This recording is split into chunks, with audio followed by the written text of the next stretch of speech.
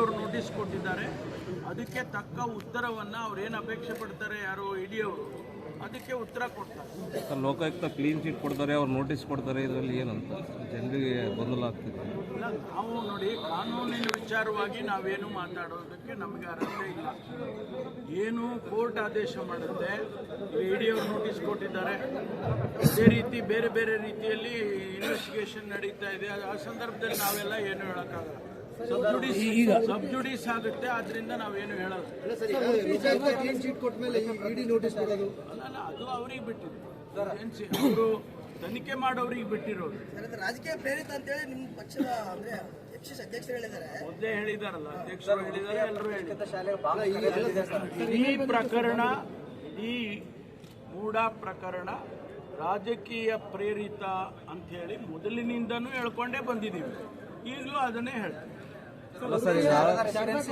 ಸಂವಿಧಾನಾತ್ಮಕವಾಗಿ ಇರುವಂಥ ಸಂಸ್ಥೆನೇ ಇಡಿ ಅವರು 300 ಕೋಟಿ ಆಸ್ತಿನ ವಶಕ್ಕೆ ತಗೋತಾರೆ, ಆರೋಪಿ ಅನ್ನೋ ಲೆಕ್ಕದಲ್ಲಿ ಮಾತಾಡ್ತಾರೆ. ನೀವು ನೋಡಿದ್ರೆ 300 ಕೋಟಿ ಅಷ್ಟು ಆ ಒಂದು ಸೈಟ್ಗಳಲ್ಲಿ ಜನರೇಟ್ ಆಗ್ಬೋದು ಅನ್ನೋದನ್ನು ಅಂದಾಜು ಮಾಡಿದ್ದಾರೆ. ಅದರಲ್ಲಿ 72-80 ಜನರು ಏನು ಪಟ್ಟಿ ಮಾಡಿದ್ದಾರೆ. ಆ ಪಟ್ಟಿನಲ್ಲಿ ಸಿದ್ದರಾಮಯ್ಯನವ್ರ ಹೆಸರು ಇದೆಯಾ? ಸಿದ್ದರಾಮಯ್ಯನವ್ರ ಹೆಸರಿದೆಯಾ? ಶ್ರೀಮತಿ ಅವರ ಹೆಸರಿದೆಯಾ? ಏನೂ ಇಲ್ಲ. ಅವರು ಯಾರೋ ಅದಕ್ಕೆ ತಗೊಂಡು ಹಣ ಮಾಡ್ಕೊಂಡಿದ್ದಾರೆ, ಮಾರಾಟ ಮಾಡಿದ್ದಾರೆ ಅಂತ ಹೇಳಿ ತಿಳಿದಿರ್ತಕ್ಕಂಥದ್ದು. ಅವ್ರ ಮೇಲೆ ಏನ್ ಬೇಕು ಕ್ರಮ ತಗೊಳ್ಳಿ, ಯಾರು ಬೇಡ ಅಂತ. ಸಿಎಂ ಅವ್ರ ಪತ್ನಿ A2ನೇ ಅವ್ರ ಬಾಮ ಇದೆ ಅಂತ ಹೇಳಿದ್ನಲ್ರಿ. ತನಿಖೆ ನಡೆಯುವಂತಹ ಸಂದರ್ಭದಲ್ಲಿ ನಾವು ಯಾವುದೇ ಹೇಳಿಕೆಗಳನ್ನ ಕೊಡೋದಿಲ್ಲ. ಕೊಟ್ರೆ ಅದು ಸಬ್ಜುಡಿಸ್ ಆಗುತ್ತೆ, ಆದ್ರಿಂದ ಕೊಡೋದು. ನೋಟಿಸ್ ಕೊಟ್ಟಿದ್ರೆ ನಾಳೆ ವಿಚಾರಣೆ ಹಾಜರಾಗಬಹುದು. ಗೊತ್ತಿಲ್ಲಪ್ಪ ಸರ್. ಈಗ ಸರ್, ಇದು ಬಾಂಬೆ ವಿಚಾರ ಸರ್, ನಕ್ಸಲೀಯ ಶರಣಗತಿ ವಿಚಾರದಲ್ಲಿ ಸರ್ಕಾರ ಏನು ಅವರಿಗೆ ನಕ್ಸಲೀಯರಿಗೆ ಘೋಷಣೆ ಮಾಡಿದೆ. ಇದರಲ್ಲಿ 2 ವಿಚಾರ ಇದೆ. ಒಂದು ನಕ್ಸಲೀಯರಿಗೆ, ಆಮೇಲೆ ನಕ್ಸಲೀಯರಿಂದ ಹತ್ಯೆಗಾದ ಪೊಲೀಸರ ವಿಚಾರದಲ್ಲಿ ಸಂಬಂಧಪಟ್ಟ ಇದೆ. ಸರ್ಕಾರ ಇದಕ್ಕೆ ಯಾವುದೋ ಒಂದು ಸ್ಪೆಸಿಫಿಕ್ ಅಲ್ಲ, ಒಂದೇನು ಅವಸರ. ನಕ್ಸಲೀಯರ ಶರಣಾಗತಿಗೆ ಈಗಾಗಲೇ ಸರ್ಕಾರ ನಿಯಮಗಳನ್ನು ಮಾಡಿದ್ದಾರೆ. ಆ ನಿಯಮಗಳ ಪ್ರಕಾರ ಅವ್ರಿಗೇನು ನಾವು ಮಾಡಬೇಕು ಅಂತಿದೆ ಅದನ್ನ ಖಂಡಿತವಾಗಿ ಮಾಡ್ತೇವೆ. ಒಂದು. ಎರಡನೇದು, ಅವ್ರ ಮೇಲೆ ಬೇರೆ ಬೇರೆ ಕೇಸಸ್ಗಳೆಲ್ಲ ಕೇಸಸ್ಗಳಿದೆ. ಆ ಕೇಸಸ್ಸನ್ನು ಅವರು ನಡೆಸ್ಕೋಬೇಕು. ಯಾರು ಶರಣಾಗತಿ ಆಗಿರ್ತಕ್ಕಂಥವ್ರು ಅವ್ರ ಕೇಸಸ್ಸನ್ನು ನಡೆಸ್ಬೇಕು. ನಮ್ಮಿಂದ ಏನು ಸಹಾಯ ಆಗಬೇಕು ಅದನ್ನು ನಾವು ಮಾಡ್ತೇವೆ. ಒಂದು. ಎರಡನೇದು, ಬೇರೆ ಬೇರೆ ರೀತಿಯಲ್ಲಿ ನೀವು ಹೇಳೋದೇನು ಅಂತಂದರೆ, ಪೊಲೀಸ್ ಇಲಾಖೆಯವರಿಗೆ ಅವರಿಗೆ ತೊಂದರೆ ಆಗಿದ್ದು ಅಥವಾ ಅವರು ಸತ್ತಿರೋರು ಅವರಿಗೆಲ್ಲ ಪರಿಹಾರ ಕೊಡೋದು, ಅದನ್ನೆಲ್ಲ ನಾವು ವ್ಯವಸ್ಥಿತವಾಗಿ ಮಾಡ್ತೀವಿ. ಅಂದರೆ ನಕ್ಸಲರಿಂದ ತೊಂದರೆ ಆಗಿರ್ತಕ್ಕಂಥ ಪೊಲೀಸ್ ಸಿಬ್ಬಂದಿಗಳಿಗೆ ಯಾವ ಪರಿಹಾರ ಕೊಡಬೇಕು ಅದನ್ನು ನಾವು ಕಾನೂನಾತ್ಮಕವಾಗಿ ಕೊಡ್ತೀವಿ. ಸರ್, ಈಗ ಉಡುಪಿಯ ಶಾರದಾ ಸ್ಕೂಲ್ಗೆ ಇಮೇಲ್ ಬೆದರಿಕೆ ನೋಡಿ, ಸಾವಿರಾರು ಶಾಲೆಗಳಿಗೆ ಇಡೀ ದೇಶದಲ್ಲಿ ಈ ರೀತಿ ಬರ್ತಾ ಇದೆ. ಕರ್ನಾಟಕದಲ್ಲೂ ಕೂಡ ಬಂದಿದೆ, ಹಿಂದೆನೂ ಬಂದಿದೆ, ಈಗಲೂ ಬರ್ತಾ ಇದೆ, ದಿನನಿತ್ಯ ಬರ್ತಾ ಇದೆ. ನಾವು ಅದನ್ನು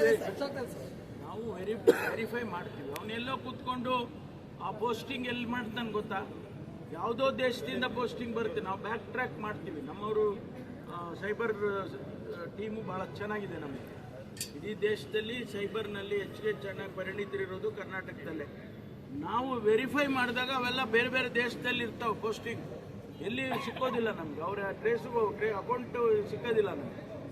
ಅದರಿಂದ ಅದನ್ನು ನಾವು ಗಂಭೀರವಾಗೂ ತಗೊಳ್ತೀವಿ, ಲಘುವಾಗಿ ತಗೊಳ್ಳೋದಿಲ್ಲ. ಯಾಕೆಂದರೆ ಒಂದು ವೇಳೆ ನಿಜಾನೇ ಆಯ್ತಪ್ಪ ಅವಾಗ, ಅದರಿಂದ ಅದನ್ನು ವೆರಿಫೈ ಮಾಡಿ ನಾವು ಆಮೇಲೆ ಅದನ್ನು ನ್ಯೂಟ್ರಲೈಸ್ ಮಾಡ್ತೀವಿ. ಸರ್, ಖರ್ಗೆ ಸಾಹೇಬರು ಬಾಯಿ ಮುಚ್ಕೊಂಡು ಕೆಲಸ ಮಾಡ್ರಿ ಅಂತ ಹೇಳಿದ್ದಾರೆ, ಆದ್ರೂ ಮತ್ತೆ ಮತ್ತೆ ಹೇಳಿಕೆಗಳು ಬರ್ತಾ ಇದಾವೆ ಸಿಎಂ ಪೋಸ್ಟ್. ಯಾವುದೇ ಪೊಲಿಟಿಕಲ್ ಕ್ವೆಶ್ಚನ್ ಸರ್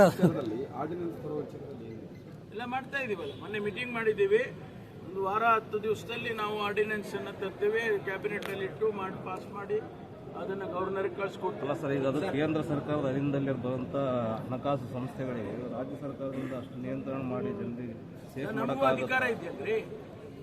ಕೇಂದ್ರ ಸರ್ಕಾರದ ಕಾನೂನುಗಳನ್ನು ಮಾಡೋದು ಕೇಂದ್ರ ಸರ್ಕಾರ. ರಾಜ್ಯ ಸರ್ಕಾರ ಏನು ಕಾನೂನು ಮಾಡ್ಬೋದು? ಇಂಪ್ಲಿಮೆಂಟೇಷನ್ ಅಥಾರಿಟಿ ಯಾರು? RBIನವರು, MFIಗಳು ನಮ್ಮ ಕಂಟ್ರೋಲ್ನಲ್ಲೇ ಇರಲೇಬೇಕು. ಇಲ್ಲೇ ಅವರೇ ಇಂಡಿಪೆಂಡೆಂಟ್ ಆಗಿ ಮಾಡಕ್ ಬಿಡೋದು. ಸಾಕಷ್ಟು ಕುಟುಂಬಗಳು ಬೀದಿಗೆ ಬರ್ತಾರೆ, ಅದಕ್ಕೇನಾದ್ರೂ ಕಡಿವಾಣ ಹಾಕೋ ಕೆಲಸ ಮಾಡಿ ಎಸ್, ಮಾನಿಟರ್ ಮಾಡ್ತಾ ಇದ್ದೀವಿ. ನಮ್ಮ ಸೈಬರ್ ಇದು ನಮ್ಮಲ್ಲಿ ಹೊಸದಾಗಿ ರಾಜ್ಯದಲ್ಲಿ ಒಂದು DG ಪೋಸ್ಟನ್ನು ಕ್ರಿಯೇಟ್ ಮಾಡಿ ಸೈಬರ್ ಸೆಕ್ಯೂರಿಟಿಗೇನೆ ಒಂದು ಎಲ್ಲೂ ಇಲ್ಲ ಇಡೀ ದೇಶದಲ್ಲಿ. ಈಗ ನಮ್ಮಲ್ಲಿ ಪ್ರಿಸನ್ಸಿಗಿದೆ, ನಮಗೆ CIDಗಿದೆ, ನಮ್ಮ ಫೈರಿಗಿದೆ.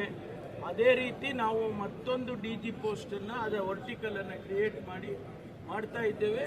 ಭಾಳ ಸೀರಿಯಸ್ ಆಗಿ ಸೈಬರ್ ಇಲಾಖೆಯನ್ನು ತಗೊಂಡಿದ್ದೀವಿ. ಸರ್, ಯಾದಗಿರಿ ಜಿಲ್ಲೆ ಹೊಸ ಪೊಲೀಸ್ ಸ್ಟೇಷನ್ ಬಗ್ಗೆ ಅಲ್ಲ, ಈಗ ಅವರು 3-4 ಕಡೆ ಕೇಳಿದ್ದಾರೆ.